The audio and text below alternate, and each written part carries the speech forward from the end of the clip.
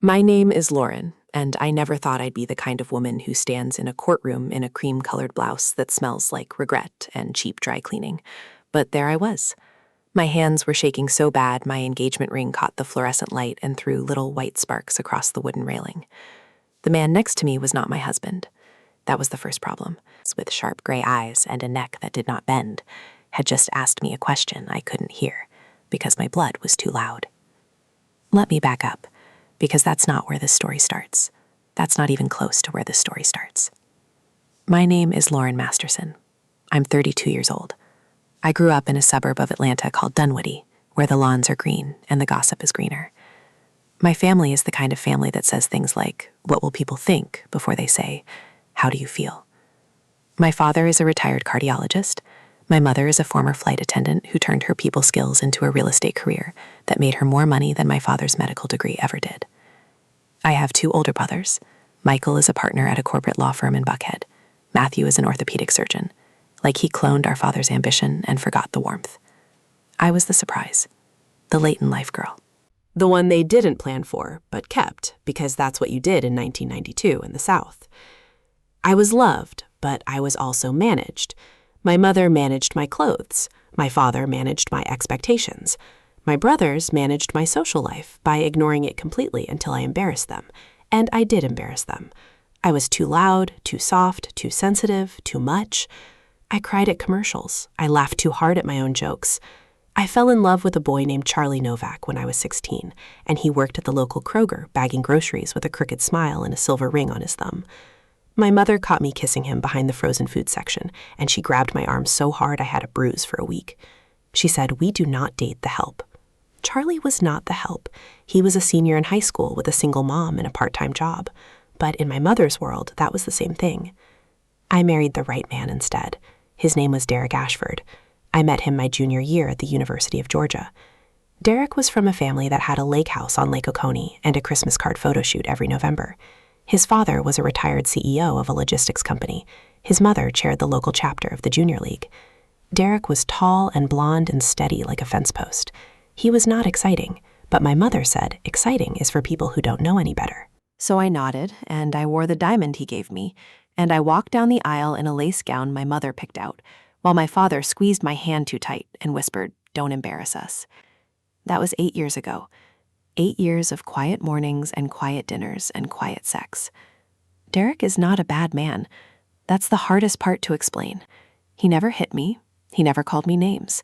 He never forgot my birthday. He bought me a Peloton for our 5th anniversary because I mentioned once that I wanted to get in better shape. He was thoughtful in the way a person is thoughtful when they are following a checklist. He loved me the way you love a house you take care of. Maintenance, not passion. I started to feel invisible around year 4. Not invisible like he didn't see me.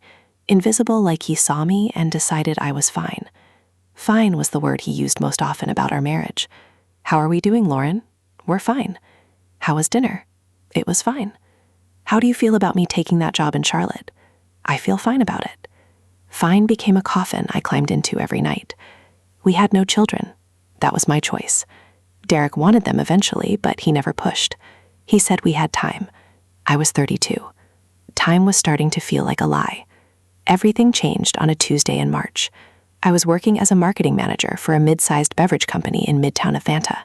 My office had a window that faced the skyline and a desk that was always cluttered with sample cans of a new energy drink nobody asked for.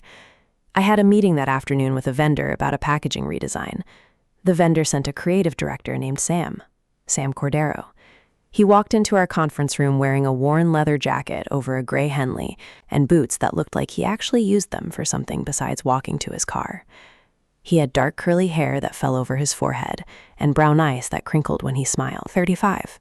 He smelled like sandalwood and coffee. I shook his hand, and something moved in my chest like a drawer opening that I had nailed shut a long time ago. Sam was good at his job. That was the excuse I used for the next 3 months. He was good at his job, so I had to meet with him often. He was good at his job, so I had to reply to his late-night emails about color palettes and font weights. He was good at his job, so I had to laugh at his jokes and ask about his weekend, and notice that he was recently divorced and living alone in a renovated loft near the Beltline. He was good at his job, so I had to think about him when I was lying next to Derek at night with my eyes open, watching the ceiling fan spin. The first time we crossed a line, it was barely a line. We were at a coffee shop near the office after a 2-hour meeting about can labels. He ordered a black coffee. I ordered a chai latte. We sat by the window and he told me about his ex-wife, who left him because he worked too much. I told him about Derek, who worked the exact right amount, and that was somehow worse. Sam laughed, not at me, with me. He reached across the table and touched my wrist for maybe 2 seconds. His thumb grazed the small bone there. I did not pull away. I thought about that touch for 3 days. The second time we crossed a line, it was a real line with a capital L. It was a Friday night in June. Derek was in Charlotte for a client dinner. I was alone in our house in Brookhaven, a 4-bedroom colonial with a white fence and a hydrangea bush that bloomed pink every summer. I was drinking a glass of Sauvignon Blanc and scrolling Instagram when Sam texted me. It was a photo of a mural in East Atlanta, bright colors, a woman's face made of flowers. The caption said, "This made me think of you." No emojis, no punctuation, just that. I should have put my phone down. I should have turned it off and taken a bath and gone to sleep and told myself it was nothing. Instead, I texted back, "Yeah?" And he said, "Yeah, come see it with me, tomorrow morning, early, before the crowds." I went. I told myself it was just coffee, just walking, just 2 people who worked together looking at a mural. But when I got there, Sam was waiting with 2 cups of coffee and that crooked smile that reminded me of Charlie Novak from the Kroger 16 years ago. We walked for 3 hours. Through East Atlanta, through Little 5 Points, past the old record stores and the tattoo parlors and the vegan bakeries. He told me about his mom, who was from Puerto Rico, and his dad, who left when he was 12. He told me about the year he spent hiking the Appalachian Trail after college because he didn't know what else to do. He told me he had never met anyone like me. And I believed him because I wanted to. We kissed outside a boutique that sold handmade candles. It was not a gentle kiss. It was the kind of kiss that happens when 2 people have been holding back so hard their teeth almost click. His hands cupped my face like I was something precious. I pressed my body against his and felt him exhale like he had been holding his breath since March. I went home that afternoon, and Derek was already back from Charlotte. He was on the couch watching college baseball. He asked how my day was. I said fine. He said that's good. He did not look up from the game. That was the moment, I think. That was the crack that became a canyon, because Derek didn't notice anything different about me. Not the flesh on my cheeks, not the way I couldn't sit still, not the fact that I had been gone for 4 hours without a text. He just trusted me. And that trust felt less like love and more like neglect. The affair lasted 4 months, July to October.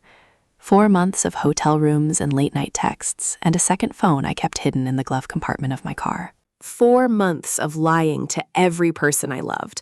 I told Derek I was working late. I told my mother I was at yoga. I told my friends I was fine. I was not fine. I was alive for the first time in years. Sam made me feel seen. He remembered the name of my childhood dog, a golden retriever named Biscuit. He remembered that I was allergic to shellfish. He remembered the exact way I took my coffee, which was a thing Derek had never bothered to learn.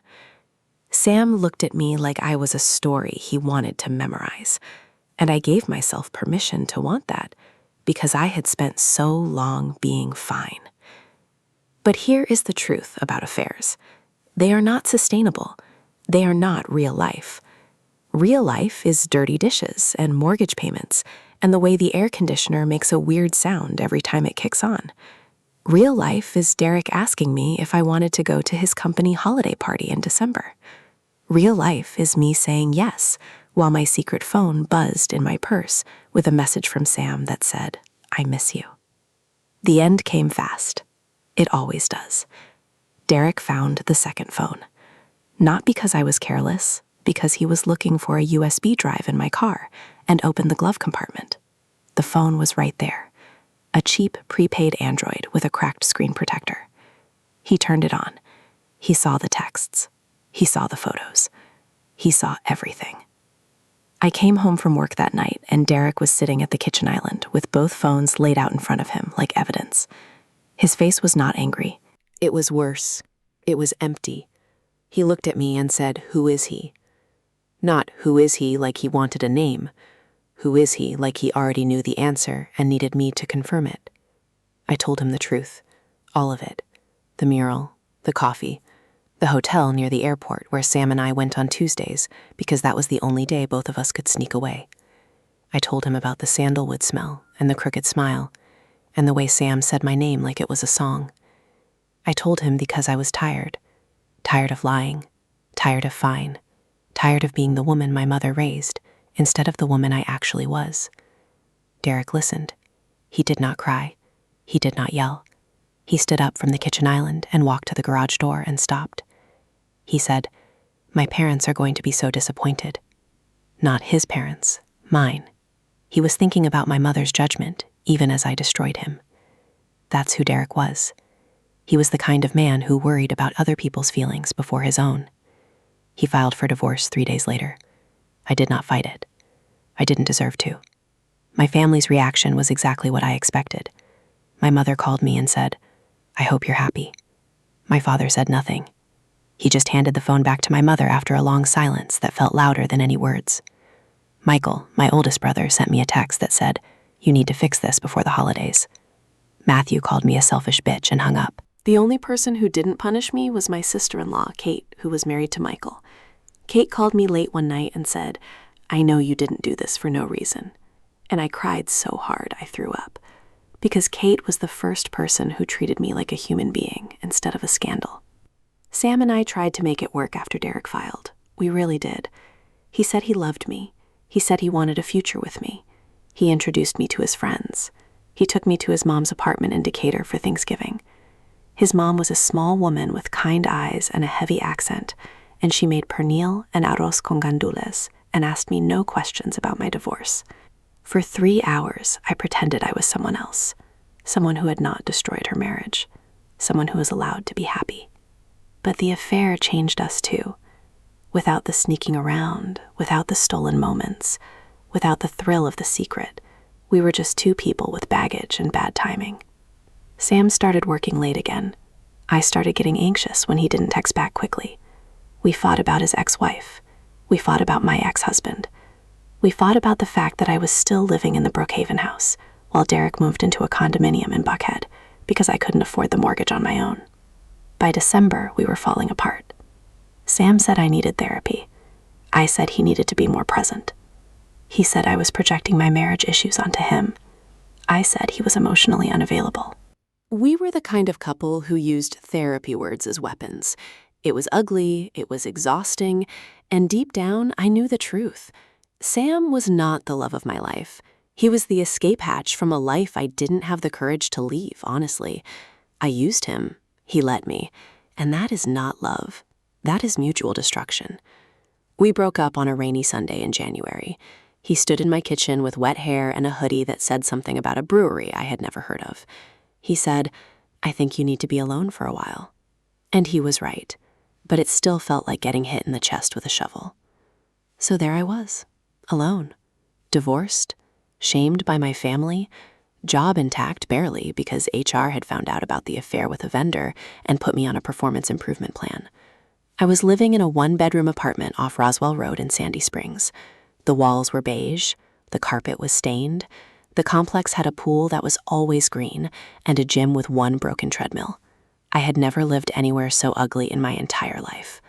My mother came to visit exactly once. She stood in my living room with her arms crossed and looked around like she was assessing damage after a natural disaster. She said, "You did this to yourself." I said, "I know." She said, "We're not telling your grandmother. That would kill her." I said, "Okay." She left after 20 minutes. She did not hug me. That was February. By March, I had started to rebuild. Small things. I adopted a cat from the shelter, a gray tabby with 1 torn ear, who I named Frank.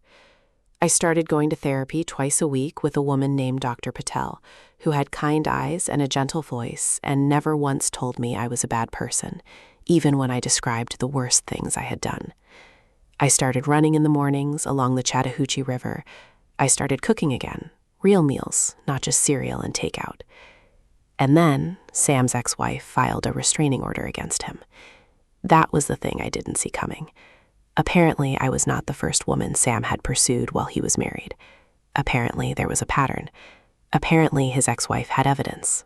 Emails, voicemails, a history of behavior that looked less like romance and more like obsession. The restraining order was granted. Sam lost his job. He moved back to Florida to live with his mother. I found all of this out from a mutual coworker who texted me a link to a court document. I sat on my beige carpet with Frank purring on my lap, and I read every word. And I realized something that made my stomach turn inside out. Sam didn't see me. He saw a woman he could use, the same way I used him. We were both broken. We both hurt people. And we both thought we were the hero of our own story. I was not the hero. I was the villain. And I had to live with that. The divorce was finalized in April. Derek got the house. He got the car. He got the joint account. I got my retirement fund and my cat, and a mountain of debt from the lawyer fees. I did not fight any of it. I signed every paper they put in front of me. Derek's lawyer was a shark named Mr. Holloway, who looked at me like I was something he found on the bottom of his shoe. And he was right to look at me that way. I had earned that look. But the worst part was not the divorce. The worst part was the custody hearing. We didn't have children, but we had something else. We had a dog, a golden retriever named Gus that Derek and I adopted together 3 years ago. Gus was my baby. I picked him up from the breeder. I named him after the character in the movie Cinderella because I thought it was funny. I trained him. I walked him. I stayed up with him when he had an ear infection. But Derek wanted to keep him. And Derek's lawyer argued that I was an unfit pet owner because of the affair. An unfit pet owner. For a dog. Because I had sex with someone who wasn't my husband. That was the moment I realized how cruel the world could be. Not the affair itself, not the shame, but the way people use your worst moment to take everything else from you. The judge assigned to our case was a woman named Judge Carolyn Reeves. She was known for being tough but fair. She had been on the bench for 22 years. She had seen everything. Affairs, divorces, custody battles over children and dogs and timeshares and stamp collections. Nothing surprised her. That's what my lawyer said anyway. My lawyer was a woman named Denise who took my case pro bono because she said she was tired of seeing men get everything in divorce. Denise was 55 with short gray hair and a nose ring, and she was the most intimidating person I had ever met. She was also the only person besides Kate who seemed to think I deserved a second chance. The hearing was set for a Monday in May. I wore the cream-colored blouse. I wore black slacks. I wore my hair in a low ponytail because my mother always said ponytails make you look trustworthy. I put on a necklace that Kate had given me for my 30th birthday, a small gold circle on a thin chain. She said it meant wholeness. I needed all the help I could get. Derek was already in the courtroom when I arrived. He was wearing a navy suit and a blue tie that brought out his eyes. He looked handsome. He looked sad. He looked like a man who had been wronged. He was sitting next to his sister Allison, who was glaring at me with the kind of hatred that could melt glass. My family was 2 rows behind Derek. My mother, my father, Michael, Matthew. Kate was there too, but she was sitting in the back row by herself because Michael had told her she needed to pick a side, and she refused. I walked past all of them. My mother looked at my blouse and frowned. My father looked at the floor. Michael shook his head. Matthew whispered something to Allison that made her laugh. I sat down at the table next to Denise. She put her hand on my arm and said, "Just breathe."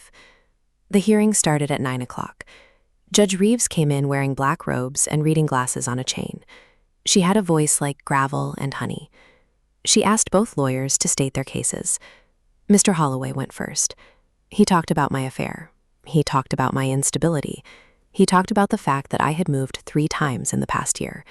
He said Derek was the responsible party, the stable home, the moral center. He said I had abandoned Gus when I moved out of the house, even though Derek refused to let me take him. Denise stood up. She said the affair was irrelevant to pet ownership. She said Gus was my dog. She showed the judge pictures of me holding Gus as a puppy. She showed receipts for his food and his vet visits and his training classes. She showed text messages from Derek admitting that I was the primary caregiver. And then she said something that made the whole room go quiet. She said, "Your Honor, this is not about a dog. This is about punishing a woman for having an affair, and that is not what family court is for." Judge Reeves looked at Denise. Then she looked at Mr. Holloway. Then she looked at me. Her eyes were not unkind, but they were not warm either. She said, "I will take this under advisement. We will reconvene after lunch." The break was 2 hours. I sat in the hallway on a hard wooden bench eating a protein bar I had bought from a vending machine. Kate came and sat next to me. She didn't say anything. She just held my hand. My mother walked past with my father, and they didn't even look at me. Derek walked past with his sister, and he looked at me. His eyes were wet. He looked like he wanted to say something, but he didn't. At 1 o'clock, we all went back into the courtroom. The air was different, heavier. I could feel something coming. Denise squeezed my hand under the table. Judge Reeves came in and sat down and opened a file. I closed it again. She took off her glasses. She looked at Mr. Holloway. She looked at Denise. And then she did something nobody expected. She stood up. She walked around her bench. She came down the steps. Her robes whispered against the carpet. She walked past the lawyers, past the bailiff, past Derek's table, and she stopped directly in front of me. I could smell her perfume, something floral and old-fashioned. I could see the small wrinkles around her mouth and the way her lipstick was slightly smudged on her bottom lip. She was maybe 5 feet tall, but she felt enormous. She said, "Lauren Masterson, I have been a judge for 22 years. I have seen husbands cheat.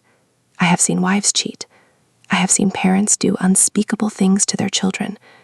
I have seen greed and cruelty and lies that would make your blood run cold." She paused. Her eyes were locked on mine. "And I have never once walked down from my bench to speak to a party directly, but I am doing it today because I need you to hear me." The courtroom was silent. I could hear someone breathing, maybe me. She said, "I read every page of your file. I read about your marriage. I read about your affair. I read about your family." She glanced at the gallery, at my mother, at Derek, at all of them. And then she looked back at me. "You made a terrible choice. You hurt someone who loved you. You broke a vow. That is the truth." She leaned closer. "But you are not a monster. You are a woman who was drowning and grabbed onto something that looked like a life raft. That does not excuse what you did, but it explains it. And I need you to understand that there is a difference between explaining and excusing." I started to cry. Not pretty tears, ugly crying. The kind where your nose runs and your face scrunches up and you can't breathe. Denise handed me a tissue. Judge Reeves waited. She said, "I am awarding custody of the dog to Lauren." She said it loud enough for everyone to hear. "Derek Ashford, you will surrender Gus to Miss Masterson by the end of this week. If you fail to do so, you will be held in contempt." She turned back to me. "You are not a bad person because you made a mistake, but you are responsible for fixing what you broke. And that starts with forgiving yourself, because nobody else is going to do it for you." She walked back to her bench. She sat down. She banged her gavel. Court adjourned. The room erupted. Derek's sister started yelling. Mr. Holloway was arguing with Denise. My mother was crying into her hands. Michael was on his phone, probably telling someone what happened. Matthew was staring at me like I had grown a second head, but I didn't see any of it. I was looking at Derek. He was standing by the railing with his hands in his pockets. He looked smaller than he had this morning, older. He nodded at me once, just a small nod, and then he walked out. I never saw Derek again after that day. Not really. He sent Gus to me with the dog sitter on Thursday. Gus was thinner than I remembered. His fur was matted. He smelled like a house that had not been cleaned in weeks. I knelt down on my beige carpet, and he jumped into my arms and licked my face and cried. That dog cried. Real tears. And I held him, and I cried too. My family did not come around after the hearing. My mother called once to say she was disappointed in how I handled myself. She didn't explain what that meant. My father sent a check for $500 with no note. Michael posted a passive-aggressive Facebook status about loyalty. Matthew blocked me on everything. Kate divorced Michael 6 months later.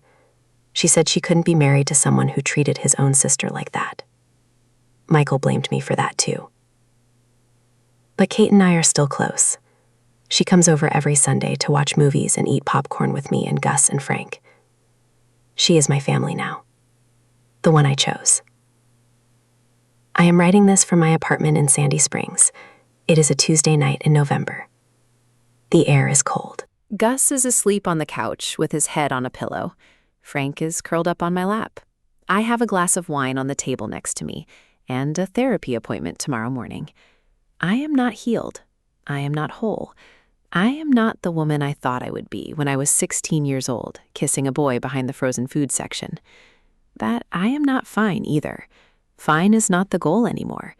The goal is honest. The goal is accountable. The goal is to wake up every day and try to be someone who does not need to hide a phone in the glove compartment. Someone who does not need to lie to the people she loves. Someone who can sit in a courtroom with her mistakes written all over her face and still believe she deserves to exist. Judge Reeves was right. Nobody else is going to forgive me, so I am learning to forgive myself. Slowly, badly, one day at a time. Some days I can't do it. Some days I look in the mirror and all I see is the woman who destroyed her marriage for a man who didn't even love her. But other days I see someone else, someone who is trying, someone who adopted a cat with a torn ear, someone who runs along the river even when she doesn't want to, someone who tells the truth now, even when the truth makes her want to disappear. My family called me, "Don't embarrass us."